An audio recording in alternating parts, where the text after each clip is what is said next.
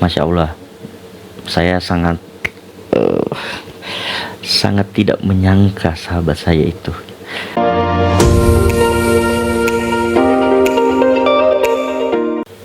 Assalamualaikum teman-teman, salam Edu Lovers.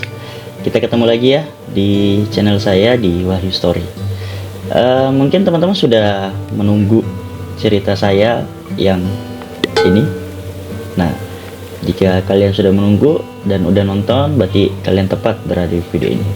Tapi kalau misalnya teman-teman belum nonton ya, tolong di skip dulu, nonton dulu yang part pertamanya supaya connect ceritanya ya.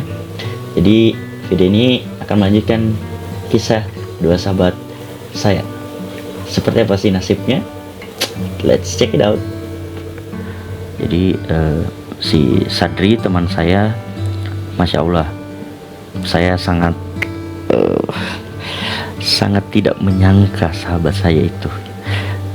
Dan saya sangat bersyukur pernah mengenal beliau, pernah akrab dengan beliau, bahkan pernah tinggal sama beliau. Karena dia sekarang sudah menjadi tokoh masyarakat, tokoh agama di kampungnya di Sidrap sana, sering diundang-undang gitu kan. Dan saat itu saya percaya itu bukan karena dari cerita-cerita ya, tapi ketika saya ngelihat postingannya itu dia nge-live dan dia ngapain? Dia lagi mengisi majelis taklim emak-emak. Itu yang membuat saya takjub, membuat sangat terharu dengan perubahan yang dimiliki beliau saat itu. Akhirnya saat itu saya ada ngisi pelatihan di mana, intinya melewati kampungnya dan ingat dia tuh. Jadi saya langsung hubungi dia untuk singgah di rumahnya dan alhamdulillah dia masih ingat gitu sama saya dan tidak pernah melupakan saya lah kalau kata dia waktu itu. Walaupun penampilannya sudah sangat ustadz banget, dan sedangkan penampilan saya waktu itu biasa saja gitu, tidak terlalu preman, tidak terlalu ustadz juga kan. Biasa aja, dia tetap welcome sama saya saat itu, ramah, bahkan kita bernostalgia gitu kan, cerita saat itu begini gitu. Saya saking penasarannya bertanya tuh, bilang, bro, kenapa kehidupanmu yang dulu itu sekarang sudah berubah 360 derajat bro? Itu yang buat saya sangat penasaran tuh, kenapa bisa seperti itu loh. Ada sesuatu di balik kayak ada suatu kejadian yang di balik kisah kamu yang sebelumnya itu sehingga kamu mengubah titik balik itu gitu. Coba ceritakan. Yaudah, akhirnya beliau cerita gitu. Katanya pacarnya yang saat itu, yang berapa tahun, 4 tahun kan 5 tahun dia pacaran sama dia, ternyata gagal. Dan pacarnya itu adalah teman kelas kita juga, cinlok lah. Dia gagal, yang itu yang buat saya juga kaget, kok bisa gagal padahal sudah kayak suami istri lah kan, karena sering dipanggil ke kos gitu, tidur bareng biasa lah. Tapi kok tidak jadi nikah sama dia gitu. Nah, itu yang buat dia depresi saat itu. Sudah ingin, bahkan saking depresi ingin mengakhiri hidupnya. Cuman enggak tahu kenapa saat itu dia bilang kalau ada sosok ustadz saat itu yang menghibur dia, memanggil dia, menasehati dia, bahkan disuruh datang ke masjid. Disitulah titik baliknya beliau.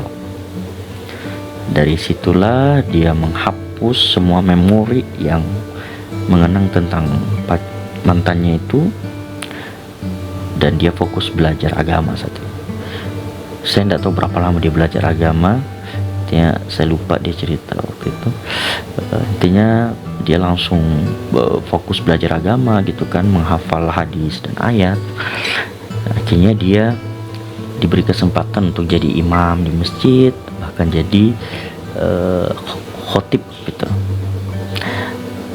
Dan seiring berjalannya waktu, dia juga menemukan akhirnya sosok wanitanya gitu, yang dia nikahi, soleha gitu, dan insya Allah lebih baik dari mantannya kan.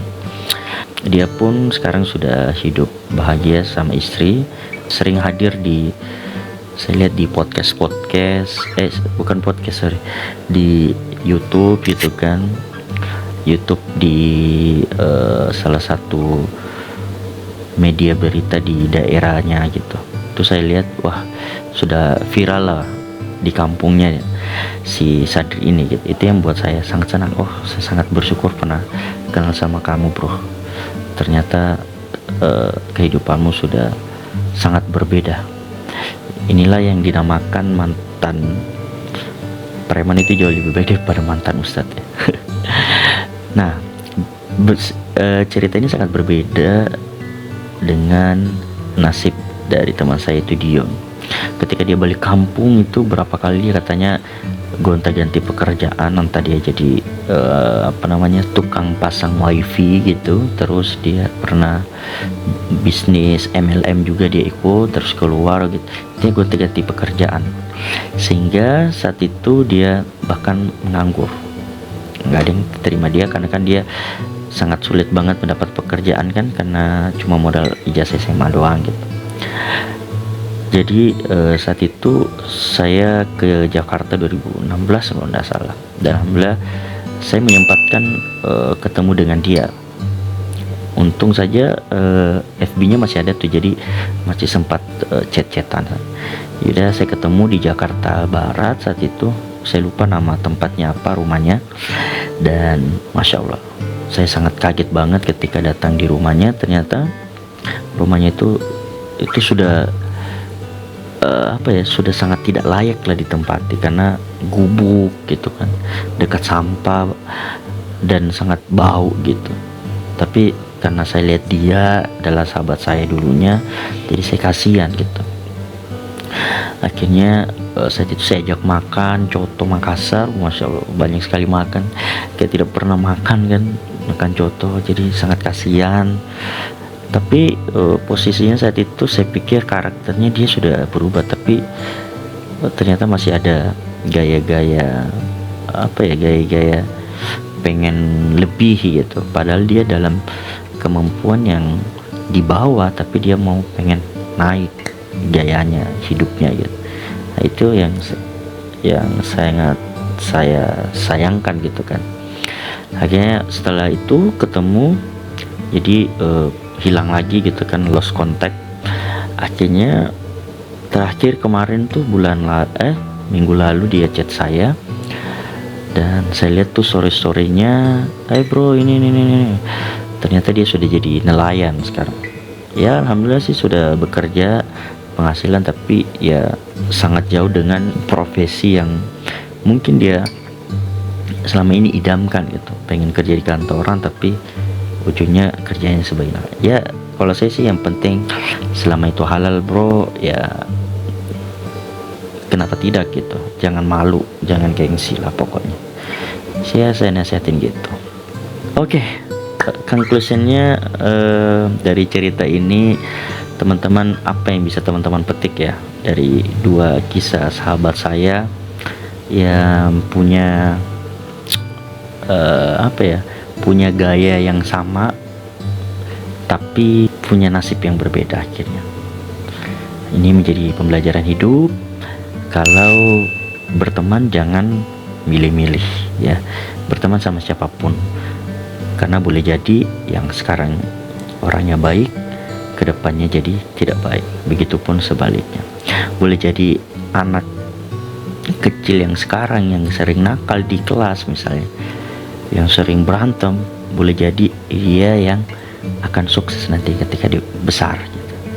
Dan salah satunya adalah ya teman saya tadi, nakal dari kecil gitu, bahkan sampai besar yang nakal, tapi ternyata Allah memberikan dia hidayah dan hidupnya menjadi lebih baik sekarang.